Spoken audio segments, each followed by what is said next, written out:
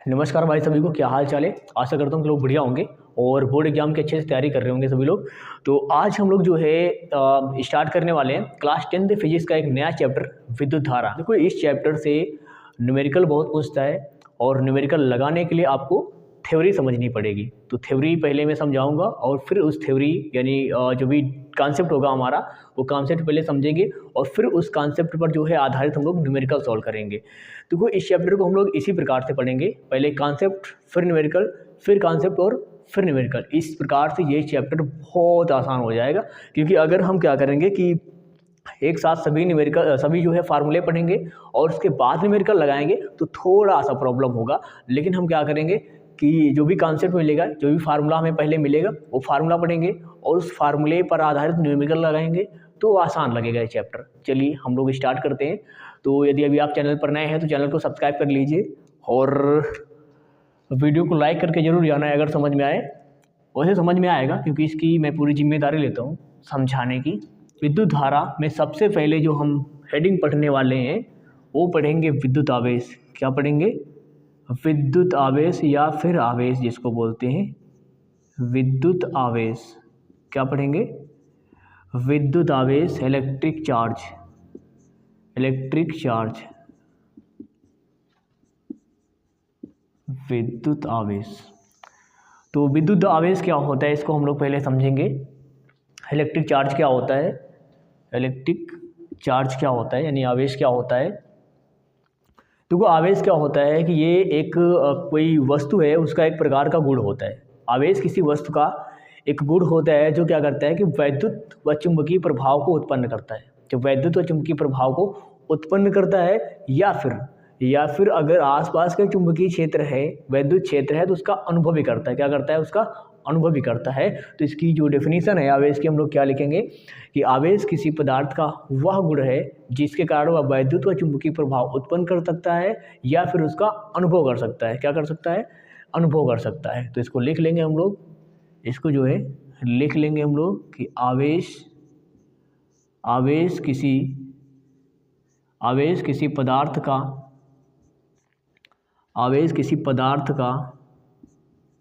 वह गुण है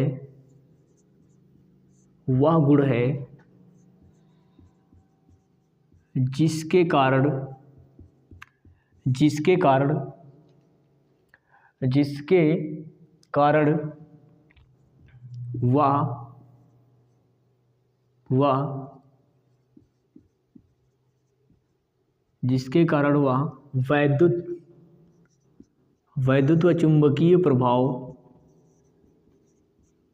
व चुंबकीय प्रभाव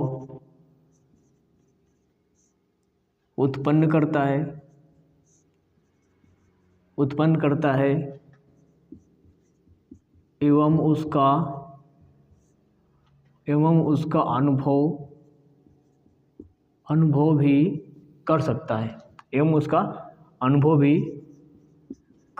है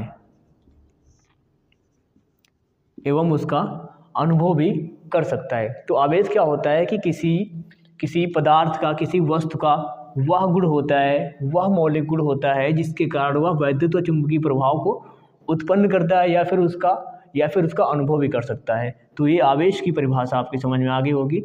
अब हम लोग लिखेंगे आवेश के प्रकार। क्या पढ़ेंगे आगे? आवेश के प्रकार। क्या पढ़ेंगे आगे? आवेश के प्रकार। तो आवेश जो है दो प्रकार का होता है। नंबर एक धन आवेश, धन आवेश, पॉजिटिव चार्ज बोलते हैं इसको। क्या बोलते हैं? पॉजिटिव चार्ज बोलते हैं इंग्लिश में। और फिर है ऋण आवेश। क्या है? ऋण आवेश। और इसको बोलते हैं नेगेटिव चार्ज। क्या बोलते हैं?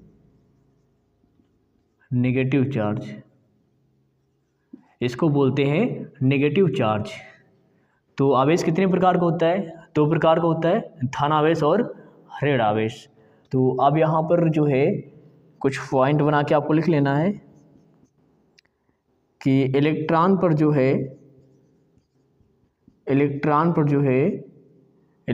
कौन सा आवेश होता है?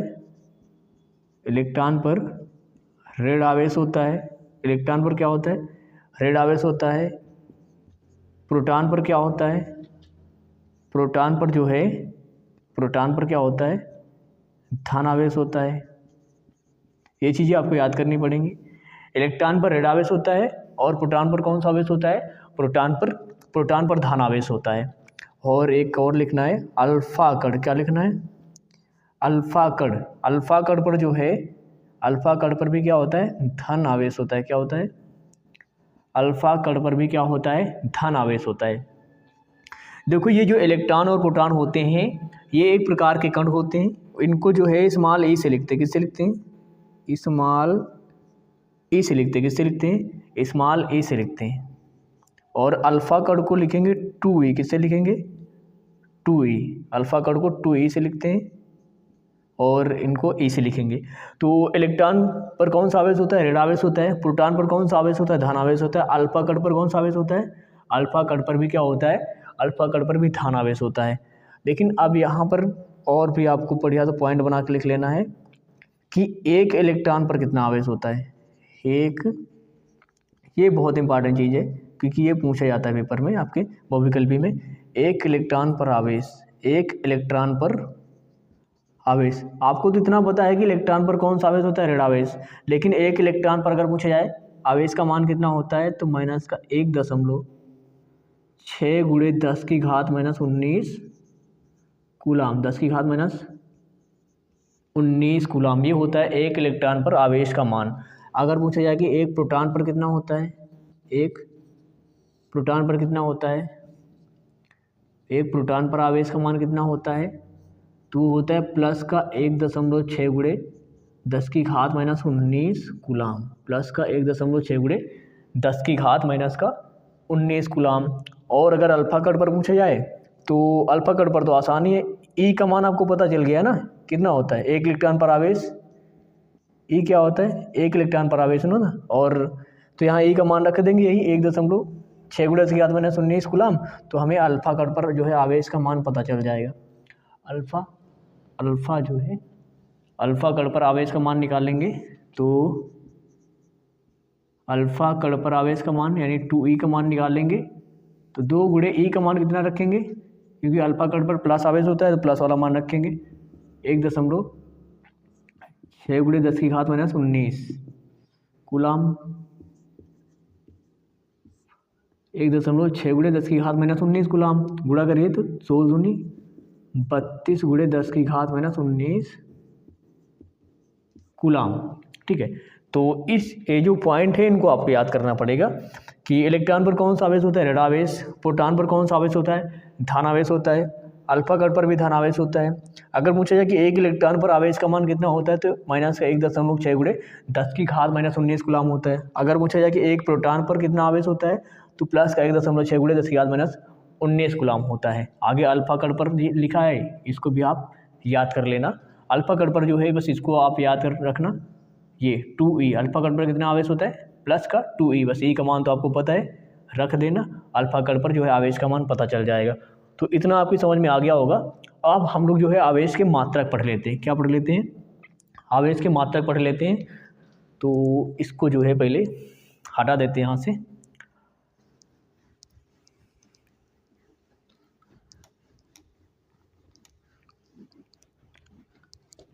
देखो कुछ चीज़ें तो याद करनी पड़ेंगी आपको।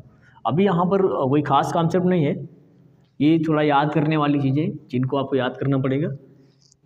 जहाँ पर कॉन्सेप्ट आएगा वो मैं बता दूंगा कि इसे आपको समझना बहुत ज़्यादा ज़रूरी है। तो अब हम लोग जो है आवेश के मात्रक पढ़ लेते हैं। आवेश के मात्रक पढ़ लेते हैं। तो आवेश का जो पहला मात्रक लिखेंगे हम लोग कूलाम लिखेंगे। क्या लिखेंगे, कूलाम लिखेंगे। आवेश का पहला मात्रक कूलाम लिखेंगे। दूसरा स्टेट कूलाम लिखेंगे। दूसरा मात्रक आवेश का स्टेट कूलाम लिखेंगे। तीसरा मात्रक लिखेंगे आवेश का फ्रैंकलिन। क्या होता है, तीसरा आवेश का मात्रक लिखेंगे फ्रैंकलिन। चौथा लिखेंगे आवेश का मात्रक फैराडे। क्या लिखेंगे, चौथा आवेश का मात्रक लिखेंगे फैराडे। और फिर पांचवा मात्रक लिखेंगे इसका एम्पियर इंटू सेकेंड। क्या लिखेंगे, एम्पियर इंटू सेकेंड लिखेंगे। अब देखो ये मात्रक कहाँ से आता है, ये अभी जब हम लोग आगे विद्युत धारा की परिभाषा पढ़ेंगे तो वहाँ पर एक हमें फार्मूला मिलेगा I बराबर Q अपान टी। I बराबर Q अपान टी, टी का इधर गुणा मार देंगे तो I इंटू टी बराबर Q हो जाएगा। इन दोनों के मात्रक रख देंगे तो हमें Q का मात्रक मिल जाएगा। धारा का मात्रक एम्पियर होता है और समय टी का यानी समय का सेकंड होता है, तो एम्पियर इंटू सेकेंड यहाँ से एक और आवेश का मात्रक निकाल आता है। तो ये आवेश के मात्रक होते हैं। अब इनमें जो फ्रैंकलिन होता है ये आवेश का सबसे छोटा मात्रक होता है। फ्रैंकलिन आवेश का सबसे छोटा मात्रक होता है और फैराडे जो है आवेश का सबसे बड़ा मात्रक होता है। फैराडे आवेश का सबसे बड़ा मात्रक होता है। फ्रैंकलिन आवेश का सबसे छोटा मात्रक होता है और फैराडे जो है आवेश का सबसे फैराडे आवेश का सबसे बड़ा मात्रक होता है। और जो स्टेट कूलम्ब है ये आवेश का CGS पद्धति में मात्रक होता है। किस में होता है? CGS पद्धति में मात्रक होता है। जो स्टेट कूलम्ब है ये आवेश का CGS पद्धति में मात्रक होता है। अगर पूछा जाए कि आवेश का CGS पद्धति में मात्रक क्या होता है तो स्टेट कूलम्ब होता है। क्या होता है? स्टेट कूलम्ब होता है। अब इनमें कुछ संबंध हैं जिनको हम लोग लिख लेते हैं। तो लिखेंगे एक कूलम्ब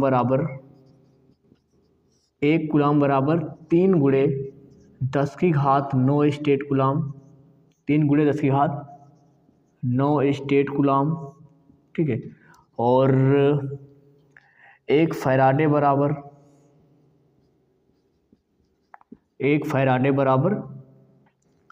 96,500 कूलम्ब। क्या होता है? एक फैराडे बराबर 96,500 कूलम्ब होता है। एक फैराडे बराबर 96,500 कूलम्ब होता है। तो ये थे आवेश के मात्रक, इनको आप जो है नोट कर लीजिए। फिर इसके बाद जो है कुछ और, जैसे आवेश को किससे दिखाते हैं तो आवेश को स्मॉल q या कैपिटल Q दोनों से प्रदर्शित करते हैं। आवेश को स्मॉल q और कैपिटल Q दोनों से प्रदर्शित करते हैं। अगर मुझे आवेश कैसी राशि है तो आवेश एक अदिश राशि है। कैसी राशि है? अदिश राशि है। तो अदिश राशियाँ आपको पता ही होगा कि वे राशियाँ जिन्हें व्यक्त करने के लिए केवल परिमाण की आवश्यकता होती है, दिशा की आवश्यकता नहीं होती है। तो ये था आवेश के बारे में कुछ याद करने वाला जो कंटेंट है, यानी जो कुछ पॉइंट हैं आपके, इनको आपको याद करना पड़ेगा। ये आवेश के मात्रक और इसके पहले जो हम लोगों ने कुछ मान लिखे वो मान और ये मात्रक आपको याद कर लेने हैं। आवेश कैसी राशि है? अदिश राशि है। आवेश को कैपिटल Q या स्मॉल q से प्रदर्शित करते हैं। अब इसके बाद मेन कॉन्सेप्ट आपको समझना है जो मैं अब समझाने जा रहा हूँ आपको। तो इस पर आपको जो है फोकस करना है, इसको आपको जो है फोकस करना है, इस पॉइंट पे आपको फोकस करना है। मैं जो समझाने जा रहा हूँ, मैं यहाँ पर 2 चालक ले लेता हूँ। ये मैंने 2 चालक ले लिए, लिए हैं। तो यहाँ पर मान लेते हैं इस पे 3 प्लस और 3 माइनस ले लेते हैं। इस पे 3 प्लस और 3 माइनस ले लेते हैं। इस पर भी 3 प्लस और 3 माइनस ले लेते हैं हम लोग। इस पर भी 3 प्लस और 3 माइनस ले लेते हैं। ये मेन कॉन्सेप्ट है इस जो है चैप्टर में। जो पहला मेन इंपॉर्टेंट कॉन्सेप्ट है ये यही वाला है, इसको आपको अच्छे से समझना है। तो अब देखो यहाँ पर दोनों में क्या है कि इस वाले चालक पर भी क्या है, प्लस माइनस बराबर, जितने प्लस उतने ही माइनस। इस पर भी क्या है, जितने प्लस उतने ही माइनस। तो अगर कोई चालक है जिस पर प्लस और माइनस दोनों बराबर होते हैं तब उस चालक को बोलते हैं उदासीन। क्या बोलते हैं? उदासीन। क्या बोलते हैं? उदासीन या अनावेशित। क्या बोलते हैं? उदासीन या अनावेशित। उदासीन या अनावेशित चालक। उदासीन या अनावेशित चालक। ये वाला भी क्या होगा? उदासीन या अनावेशित चालक होगा। क्या होगा? उदासीन या अनावेशित चालक होगा। लेकिन यहाँ से अगर हम एक इलेक्ट्रॉन को हटा देते हैं, क्या कर देते हैं, एक इलेक्ट्रॉन को कम कर देते हैं, तो अब इस पर क्या होगा, देखो प्लस और माइनस दोनों बराबर नहीं है, प्लस और माइनस दोनों बराबर नहीं है, तो अब इसको बोलेंगे आवेशित चालक। क्या बोलेंगे? आवेशित चालक। क्या बोलेंगे इसको? आवेशित चालक बोलेंगे। क्या बोलेंगे? आवेशित चालक बोलेंगे। उदासीन यानी अगर आपसे ये क्वेश्चन पूछा जाता है कि अगर कोई वस्तु उदासीन है तो बताओ उस पर कोई आवेश होगा कि नहीं होगा। अगर कोई वस्तु या कोई चालक उदासीन है तो उस पर कोई आवेश होगा कि नहीं होगा। तो उदासीन होने का मतलब ये नहीं होता है कि उस पर कोई आवेश नहीं होगा, बल्कि उसका मतलब ये होता है कि उस पर प्लस और माइनस यानी कि धन आवेश और ऋण आवेश दोनों बराबर मात्रा में होते हैं। कोई चालक उदासीन है इसका मतलब ये कि उस पर धन आवेश और ऋण आवेश दोनों बराबर मात्रा में हैं। ये होता है उदासीन होने का मतलब। तो ये कॉन्सेप्ट आपकी समझ में आ गया होगा। अब एक और बहुत मोस्ट इंपॉर्टेंट कॉन्सेप्ट यानी बहुत ही ज़्यादा इंपॉर्टेंट है वो, उसको समझते हैं हम लोग। ठीक है, तो उदासीन का मतलब क्या होता है कि अगर कोई वस्तु उदासीन है तो उस पर धन आवेश और ऋण आवेश दोनों बराबर मात्रा में होते हैं। फिर से हम लोग क्या करते हैं, दो चालक ले लेते हैं। फिर से हम लोग दो चालक ले लेते हैं। फिर से हम लोग क्या करते हैं, दो चालक ले लेते हैं। इस पर सेम यही लिख लेते हैं 3 प्लस 3 माइनस, देखो 3 समझाने के लिए आप ज़्यादा भी लिख सकते हैं। ठीक, 3 प्लस और 3 माइनस दोनों उदासीन, क्योंकि दोनों पर क्या है, बराबर मात्रा में धन और ऋण आवेश हैं। ठीक है, तो यहाँ पर क्या करना है कि अब हम क्या करते हैं, अगर एक इलेक्ट्रॉन जो है निकाल करके, यानी एक इलेक्ट्रॉन अगर इससे इसमें जाता है, इस चालक 1 से इलेक्ट्रॉन निकल करके चालक 2 में जाता है, तो इधर जो है एक इलेक्ट्रॉन यानी एक माइनस वाला कम हो जाएगा, इधर एक माइनस वाला कम हो जाएगा और इधर एक माइनस वाला ज़्यादा हो जाएगा, एक माइनस वाला ज़्यादा हो जाएगा। इधर से एक इलेक्ट्रॉन निकल करके इधर गया तो इधर एक इलेक्ट्रॉन कम हो गया और इधर एक इलेक्ट्रॉन क्या हो गया, ज़्यादा हो गया। तो अब देखो यहाँ पर इधर इलेक्ट्रॉन कम हो गया तो किसकी संख्या यानी कि माइनस वालों की संख्या कम हो गई, किसकी संख्या ज़्यादा हो गई, प्लस वालों की। किसकी संख्या ज़्यादा हो गई, प्लस वालों की। तो जिसकी संख्या ज़्यादा होगी उस चालक पर वही आवेश होगा। तो इस चालक पर धन की संख्या ज़्यादा है तो इस चालक पर धन आवेश होगा। क्या होगा, इस चालक पर धन आवेश होगा। और इस चालक पर माइनस वाली संख्या ज़्यादा होगी, यानी कि ऋण की संख्या ज़्यादा हो गई तो इस चालक पर कौन सा आवेश होगा, इस चालक पर ऋण आवेश होगा। क्या होगा, इस चालक पर ऋण आवेश होगा। तो ये कॉन्सेप्ट समझ में आ रहा होगा आपकी कि अगर किसी चालक से इलेक्ट्रॉन जा रहे हैं, अगर किसी चालक से इलेक्ट्रॉन जा रहे हैं तो यानी कि इलेक्ट्रॉन जा रहे हैं मतलब उस चालक में माइनस वालों की कमी हो रही है, और माइनस वालों की कमी हो रही है मतलब उस पर प्लस वालों की अधिकता हो जाएगी, यानी उस चालक पर धन आवेश हो जाएगा।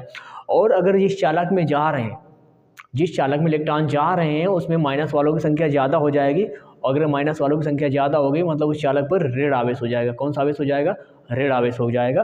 तो ये पॉइंट आपकी समझ में आ गया होगा। ये क्वेश्चन में हमसे पूछा जाता है कि अगर किसी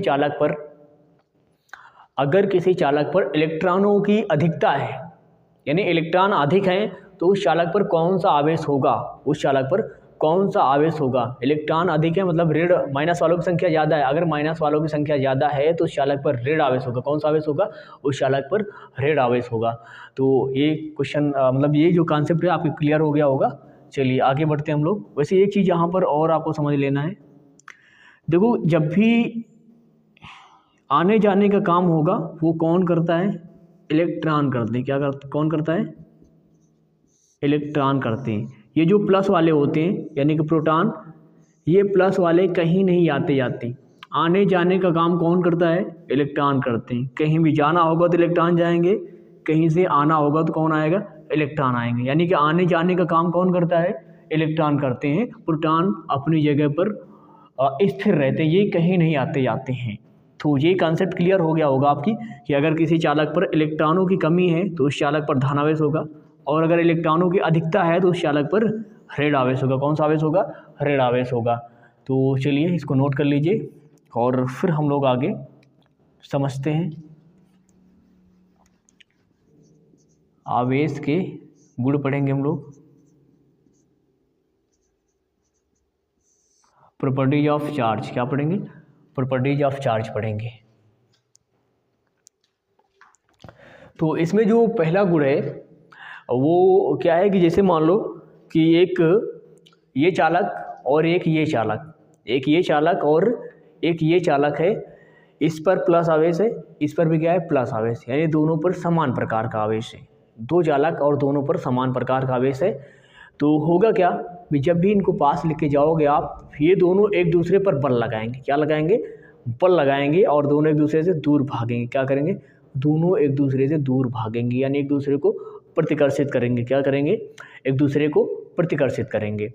ठीक है, तो पहला गुण क्या है आवेश का कि अगर हम दो समान प्रकार के आवेश को पास में लेके जाते हैं तो एक दूसरे को क्या करेंगे? प्रतिकर्षित करेंगे। क्या करेंगे? प्रतिकर्षित करेंगे। तो समान प्रकार के आवेश क्या करते हैं? एक दूसरे को प्रतिकर्षित करते हैं। क्या करते हैं?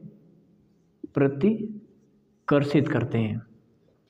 और इसी में क्या है, जो विपरीत प्रकार के आवेश होंगे यानी कि माइनस और प्लस वाले, ये क्या करेंगे? ये क्या करेंगे? ये एक दूसरे को आकर्षित करेंगे। क्या करेंगे? आकर्षित करेंगे। एक दूसरे को क्या करेंगे? आकर्षित करेंगे। अगर मान लो इस पे प्लस है और इस पे माइनस है, एक दूसरे को अपनी तरफ खींचेंगे, एक दूसरे को अपनी तरफ खींचेंगे। ठीक है, लेकिन अगर दोनों पर समान आवेश है, एक पे दोनों पे अगर माइनस माइनस है या फिर दोनों पे प्लस प्लस है, तो एक दूसरे को दूर भगाएंगे। लेकिन अगर दोनों पे उल्टा मतलब विपरीत है, एक पे प्लस एक पे माइनस, तो एक दूसरे को खींचेंगे अपनी तरफ। तो चलिए, ये हो गया आवेश का पहला गुण। दूसरा जो गुण है उसको बोलते हैं आवेश संरक्षण का सिद्धांत। क्या बोलते हैं? आवेश संरक्षण का सिद्धांत। आवेश संरक्षण का सिद्धांत। ठीक है, आवेश संरक्षण का सिद्धांत क्या होता है? आवेश संरक्षण का सिद्धांत देखो क्या होता है। जैसे आपने ऊर्जा संरक्षण का सिद्धांत पढ़ा होगा कि ऊर्जा को ना तो नष्ट किया जा सकता है और ना ही उत्पन्न किया जा सकता है।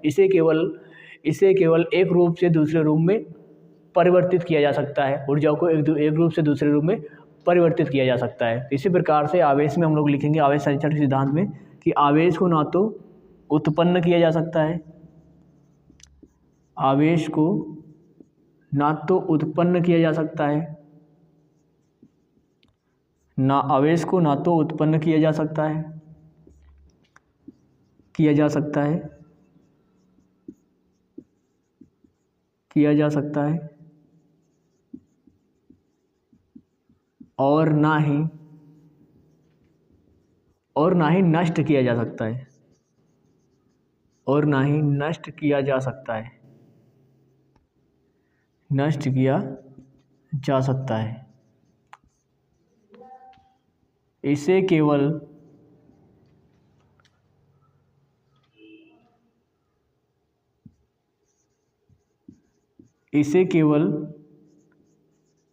एक वस्तु से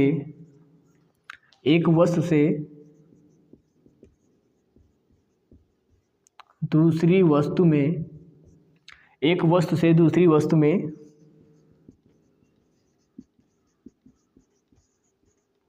स्थानांतरित किया जा सकता है, स्थानांतरित किया जा सकता है।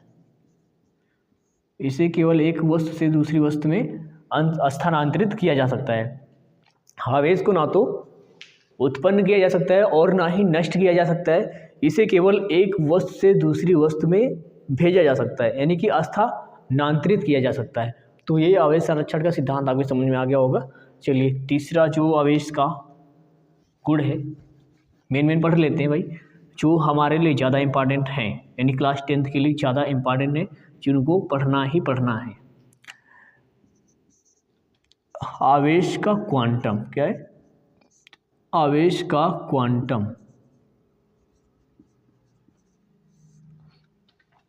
या फिर क्वांटीकरण भी कहते हैं इसको। क्या कहते हैं? क्वांटीकरण। आवेश का क्वांटम या आवेश का क्वांटीकरण।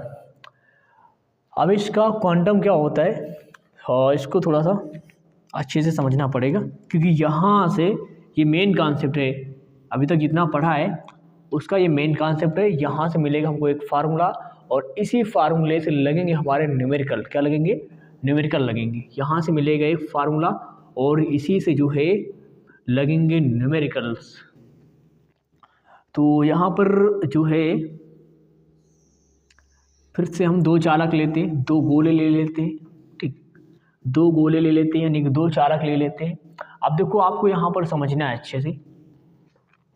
जैसे मान लो कि इस चालक से एक इलेक्ट्रॉन निकल करके इसमें जा रहा है, इस चालक से एक इलेक्ट्रॉन निकल करके इसमें जा रहा है। ठीक है, अगर इससे निकल के जाएगा तो इसमें एक की कमी हो जाएगी, एक इलेक्ट्रॉन की कमी हो जाएगी। तो इसलिए इसके पहले क्या लगाएंगे? माइनस लगाएंगे।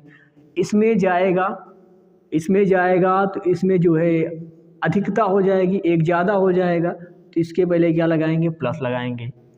अब मान लो इससे 2 इलेक्ट्रॉन निकल करके जा रहे हैं, 2 के पहले माइनस लगाएंगे, इधर 2 के पहले प्लस लगाएंगे। अगर मान लो इससे 3 निकल के जा रहे हैं तो इधर 3 माइनस का, इधर 3 प्लस का। अगर 4 जाएंगे तो 4 माइनस, 4 प्लस, 5 जाएंगे तो 5 माइनस और 5 प्लस, यही प्रक्रिया चलती जाएगी। तो अगर हम क्या करते हैं कि मान लो इस वाले चालक से n इलेक्ट्रॉन निकल करके इसमें जा रहे हैं, कितने, मान लो इससे n इलेक्ट्रॉन निकल करके इसमें जा रहे हैं, तो इधर क्या होगा, n माइनस का होगा, क्या होगा, n माइनस का होगा। और इधर क्या होगा, इधर क्या होगा, n प्लस का होगा, क्या होगा, n प्लस का होगा। इधर n माइनस का होगा और इधर क्या होगा, n जो है प्लस का होगा।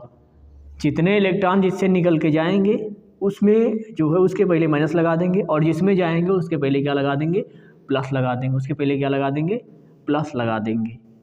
तो यहाँ पर जो आवेश का क्वांटम होता है, इसमें हमको क्या लिखना होता है कि किसी भी चालक का जो आवेश होता है, किसी भी चालक का जो आवेश होता है वो इलेक्ट्रॉन के आवेश का पूर्ण गुणज होता है। क्या होता है, इलेक्ट्रॉन के आवेश का पूर्ण गुणज होता है। कैसे, अभी समझाएंगे इसको हम। यहाँ पर हमको लिख लेते हैं पहले कि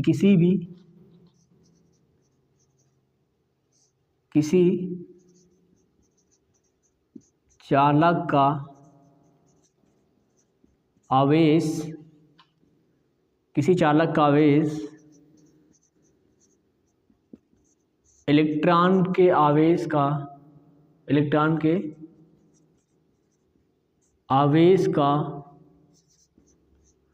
पूर्ण गुणज होता है, पूर्ण गुणज होता है। किसी भी चालक का जो आवेश होता है वो इलेक्ट्रॉन के आवेश का क्या होता है, पूर्ण गुणज होता है। इसका भिन्नात्मक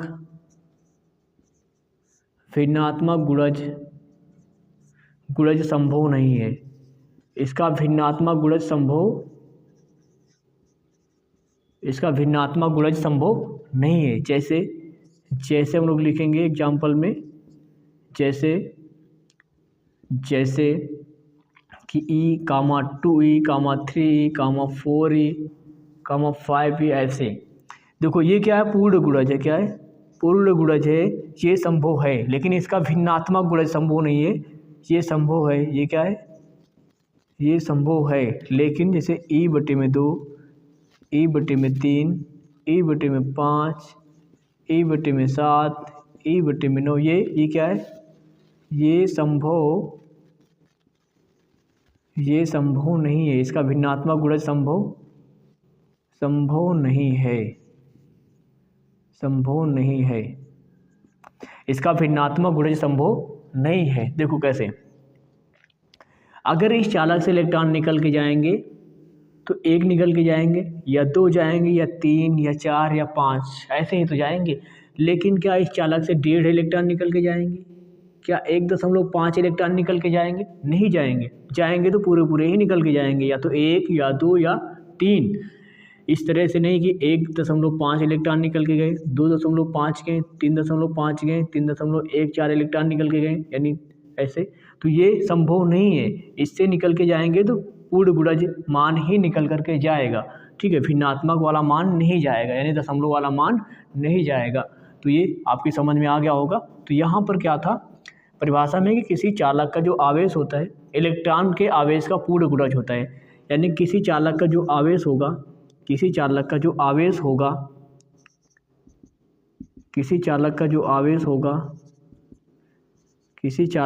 आवेश होगा वो उस चालक से जितने इलेक्ट्रॉन निकल करके जा रहे हैं, किसी चालक का जो आवेश होगा वो उस चालक से जितने इलेक्ट्रॉन निकल करके जा रहे हैं,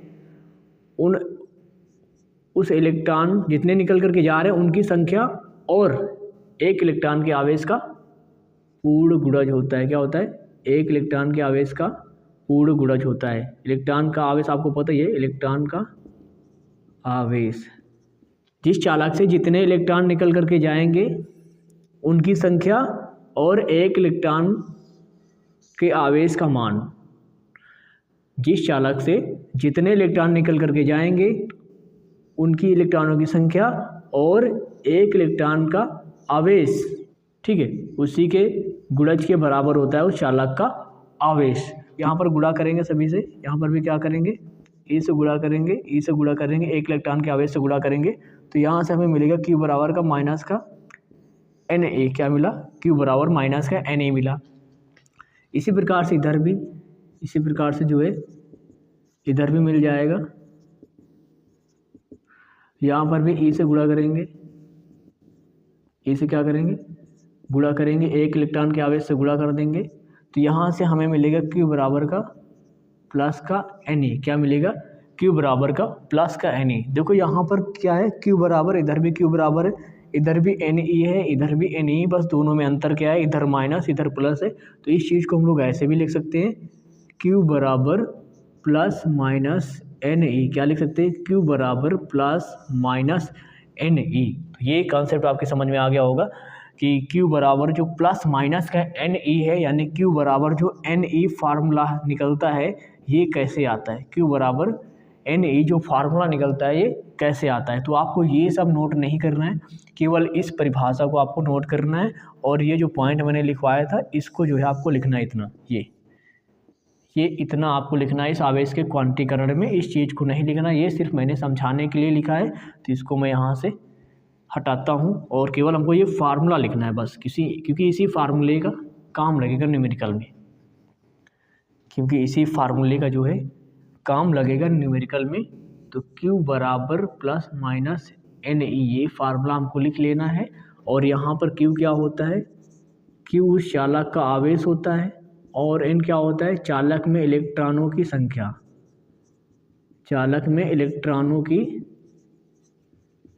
संख्या होती है, और स्मॉल ई क्या होता है, एक इलेक्ट्रॉन पर आवेश। क्या होता है, एक इलेक्ट्रॉन पर आवेश का मान क्या होता है, एक इलेक्ट्रॉन पर आवेश। तो ये पूरा जो है कॉन्सेप्ट आपके समझ में आ गया होगा। यही मेन इम्पॉर्टेंट कॉन्सेप्ट था इस जो फार्मूला निकल के आया, क्योंकि इसी फार्मूले पर आधारित न्यूमेरिकल, इसके जो दूसरी क्लास होगी हम लोग क्या करेंगे उसमें इसी फार्मूले पर आधारित जो है न्यूमेरिकल लगाएंगे। तो ये पूरा कॉन्सेप्ट आपके समझ में आ गया होगा। और अगर समझ में आया तो वीडियो को लाइक कर देना, चैनल पर नए हैं तो चैनल को सब्सक्राइब कर लेना, और अपने साथियों के साथ में भी इस चैनल को जो है शेयर करें, ताकि क्योंकि इस चैनल पर ना आपके बोर्ड एग्जाम से रिलेटेड जो कंटेंट है वो आपको मिलता रहेगा, और वो भी इम्पॉर्टेंट वाला। ठीक, तो चलिए आज की क्लास यहीं तक, और अगर समझ में ना आया हो जहाँ पर भी आप कमेंट करें, मैं फिर से उसको समझाऊंगा, और अगर समझ में आया है तो कमेंट जरूर करके जाना।